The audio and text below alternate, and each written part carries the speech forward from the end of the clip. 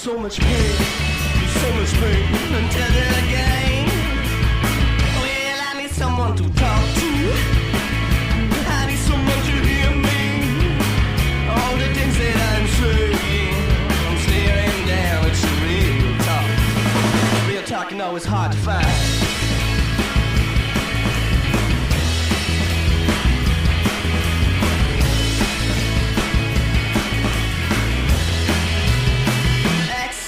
Mental breakdown, mental break. I said it's a breakdown. Accidental mental breakdown. Accidental mental breakdown. Mental break. I said it's a breakdown. Accidental mental breakdown. Oh, they leave you insane. Don't hate the doctor, hate the game. This talk for so much pain until that game. Well, I need someone to talk to. I need someone to hear me. All the things that I'm saying, I'm staring down at your real talk. Ow!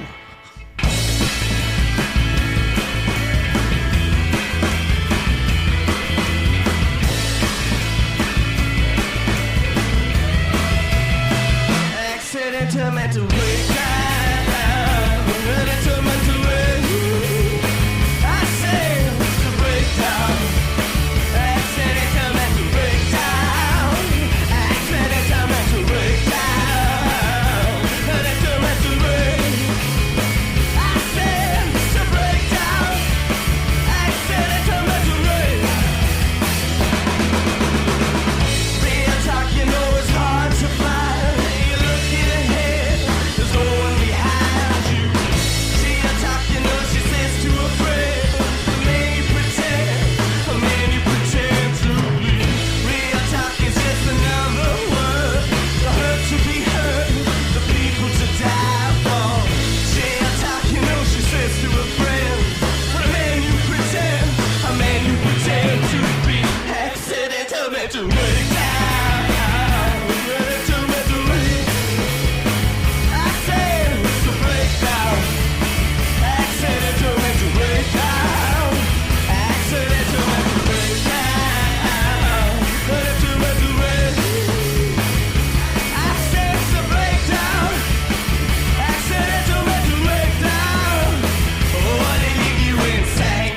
Hey guys, welcome to the Midday Podcast. I am Davey Moore, and with me is Eddie. How do you pronounce your last name? Psycho Eddie. DJ Psycho Eddie. Are you still going by that? Yes, I'm still going by DJ Psycho Eddie. Well, we're supposed to have Mike Delahanty, but I'm the substitute Mike. There is no substitute Mike. Way more handsome. Wow, you're way more full of it. So. I am. The other voice you hear is Brian Minto of Columbus Theater, Cannibal Ramblers, Low Anthem, Nolan's Hot Dog Night. Yes. Many things. We'll get to Brian in a second. Eddie, thank you for jumping in tonight. That's the least I could do. Mike D, I still love you, even though this is what number is this? 3 that we third dry run, Tony. So, thanks for talking, Tony. All right, let's get into it. Sir Brian. Yes, my friend. You are currently doing 800 things. Yes. One of them being Columbus Theater. That's correct. So let's start with sort of the history of Columbus. How did you guys get started over there? Well, that's a great question. Let's go back before that. How did you get started? Tony, can you put some dreamy, timey music in here, like zoom, zoom, zoom? It was a cold winter day, not dissimilar to this day. Truth is, Jeff Bertowski, my bandmate in the Low Anthem, about 3 years ago was having pizza at Gusto's Pizza on Broadway, and Jeff is a very enlightened person. He vibrates at a different energy, and he tells a story as he turned around with a slice of pizza in his hand and gazed at the building. The reflection of the light off the grease of the pizza blinded him temporarily, and when he came to, he saw this beautiful marquee in this building, and of course he went to ponder what lives here, and he just walked across the street, knocked on the door, met the owner, John Barbarian, and started the relationship. Hey, what happens here? Wow. And got a tour of the theater. That led to Ben Miller and Jeff being tenants, building a studio, Columbus Recording Company, on the second floor of the theater. So Columbus was first before the shows and everything? Columbus, I mean, the recording studio was first? The studio was first. Okay. And because the theater at that time was closed to the public, essentially, because of some fire code violations in the wake of the horrible station fire, which was pretty much right down the road. They had very stringent policies, and the Columbus Theater was definitely in violation of most of those. And the owner raised some money, spent some money, and got it back to where it could be opened again. And Ben and Jeff had the idea that, well, let's put on some musicals. Nice. West Side Story, Cats. No, let's try to lead with music, which is the theater was essentially at the very beginning an opera house. Right. It has been many things, but Right. We wanted to lead with music. One of the many things that it was. Now, I grew up in that neighborhood. Yes. I'm going to say it was less than favorable for a substantial length of time. They had more risque than not. You're talking about the farmer's market. Close. You're talking. There was some shrubbery being shown. Yes, no, that's great. But I'm more referring to when they were showing videos. Yeah, the history of the theater as a venue for blue movies, sexually charged adult films, a.k.a. porn. We're not going to use that word. Oh, a.k.a. porn. Oh, wait, a.k.a. porn. Yeah, you really have to say it. It's okay. Yeah, there's no escaping it. No, There was porn. you try to avoid the P word, but it's. But the history of that, we were talking before the show, is actually pretty interesting. How it went from that is true. being primarily music to Yes. to the adult. I guess I'll say porn. The owners who are still the owner today, again, John Barbarian and his lovely wife, Betty Jane, were opera singers. And they were working a lot in New York City. And they're still opera singers. They still love to sing. If you can catch it, it's amazing. You should book them. I know. I don't know. They were working. They were really successful. And I think the way that John describes it currently is that, I feel like his dad missed them. They were working in New York so much. So his father bought this beautiful opera house on the west end of Providence on Broadway. And as trends come and go, they perform there, they put on performances there, they book performances there, and the opera bubble busted, believe it or not. And there were many different, there weren't many different ways for them to figure out how to make money. And simultaneously, the theater was on everyone's target list to become purchased by the city via eminent domain, which is, they'll give you a low ball figure.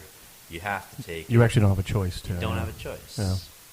And John loved the theater, loves the theater so much that, he's a brilliant man, and he thought of creative ways to try to save it. And while Boston had all these stringent censorship laws, you couldn't show anything. Tatas. You couldn't do anything. You couldn't even allude to sex. Back when this started, and he fought for his First Amendment rights to be able to show in Providence whatever he wanted to show.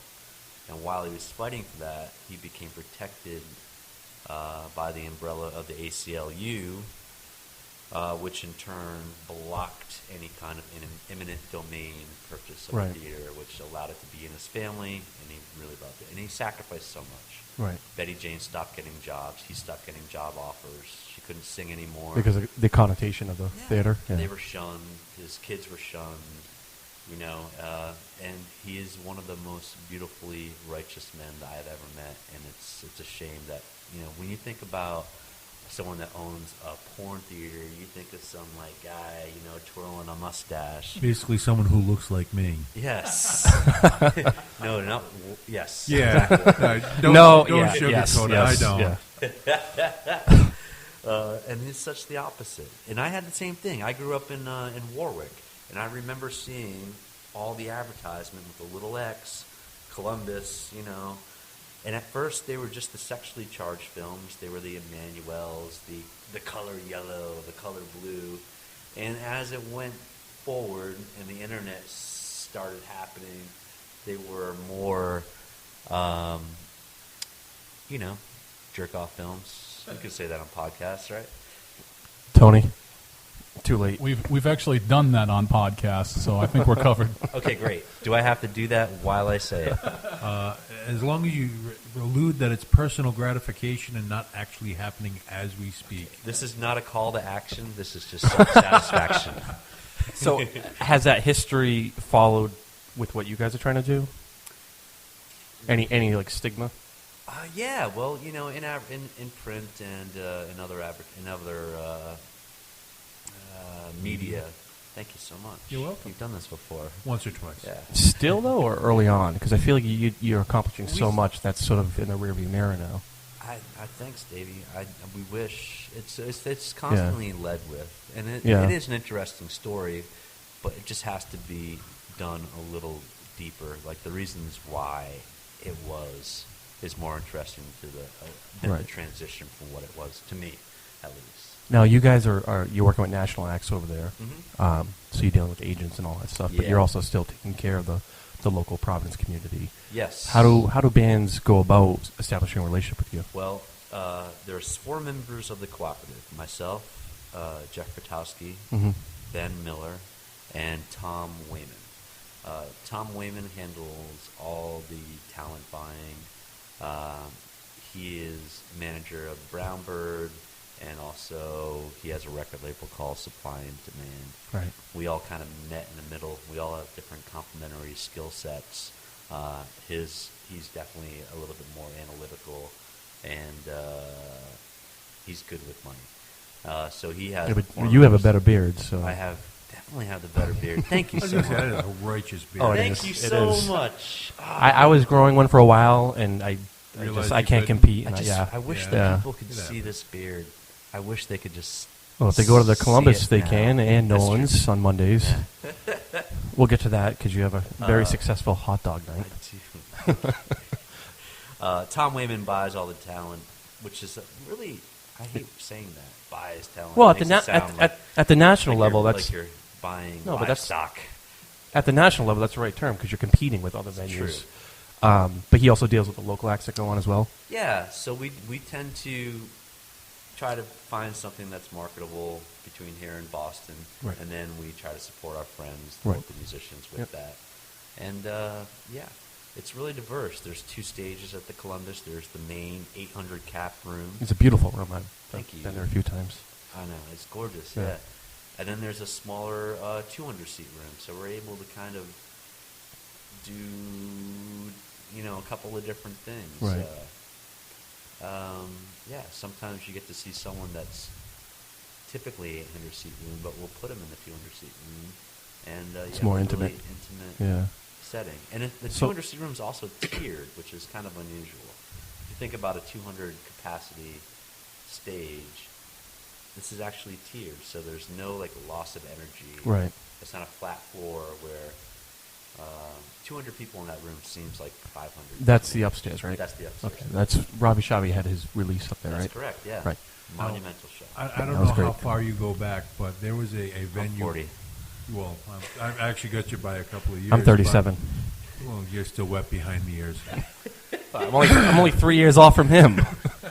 Just messing with you. I got to give you a hard time because Mike Delahanty is not here to do If it. he was here,